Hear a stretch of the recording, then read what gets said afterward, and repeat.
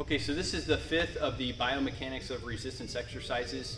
So we've gone through all four of these, but I wanted to go over basically the reality of them, right? Body weight exercises, free weight exercises, and I wanted to throw in resistance bands. Most of us don't have variable resistance exercises at our house, right? I mean, they're actual machines. So I wanted to go over what's the pros and cons of these. So here's a good example. So boot camp.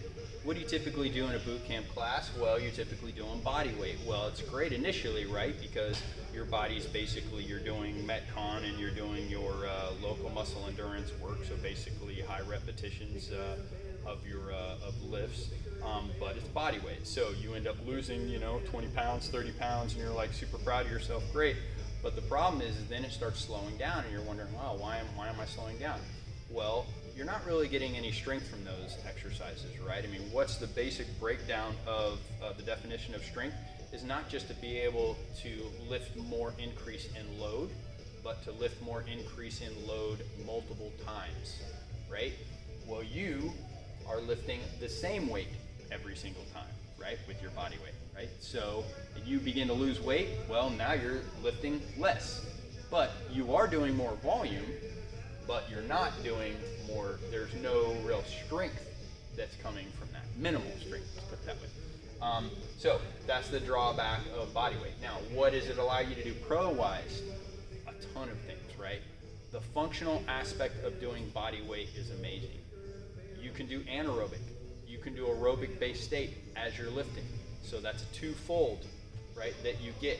You're getting local muscle endurance, muscle endurance. You can get some strength out of body weight because of how you manipulate your body mechanically.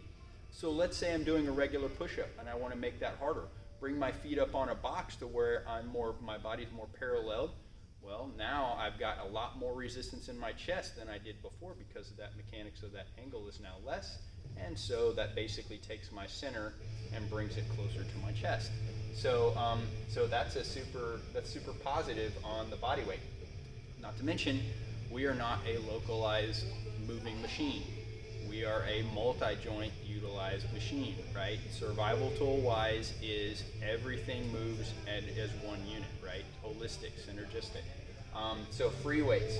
Positive of free weights is that you have a lot of maneuverability, especially with dumbbells, to be able to do a lot more movements and potentially do functional movements with the body, but with weights in hand.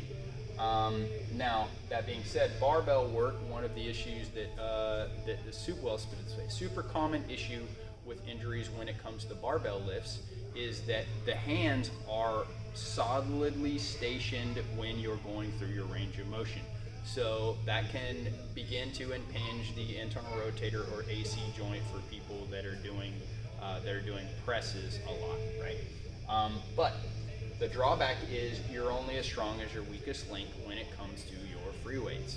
So if I'm doing a particular movement, I may be able to do only one weight that if I was just stuck to my strongest position in that movement, I could do more. So it's a way that you might want to think about breaking down your free weight. So actually doing only quarter squat position squats and doing really heavy versus trying to do the same weight as we go through. Now, resistance bands. Resistance bands create more of a kinetic potential as the band pulls away, just like a regular rubber band. So it's easier initially and harder as you go through. Now, depending on what movement I'm doing will depend on increase in performance. So if I was doing a quarter squat and I had a thick band and I'm going from here to here, my strongest point in my quarter squat is my quarter to my full open hip position. If I did a upright row, my strongest point is initially here, my weaker point is here. So obviously I'd have to do a smaller band purely because of my strength curve in my upright row versus my quarter squat. That being said though, all of these benefit. When your body is uncomfortable, your body has to adapt to that uncomfortability. If If it's not, then it's not going to really adapt. So, you know, the times, yes, it's always good that you come to the gym, and yes, it's always good that you stay consistent. But if there are not times where you really push yourself through your workouts, then I'm not saying you're pedaling in place, but it's going to take a lot longer for you to get what you want. Not to mention that the body as a survival tool needs to be trained, that it's going to constantly be uncomfortable, and the more that it is uncomfortable, the more response you're gonna acquire because of it. So so all of these are positives, all of these are negatives.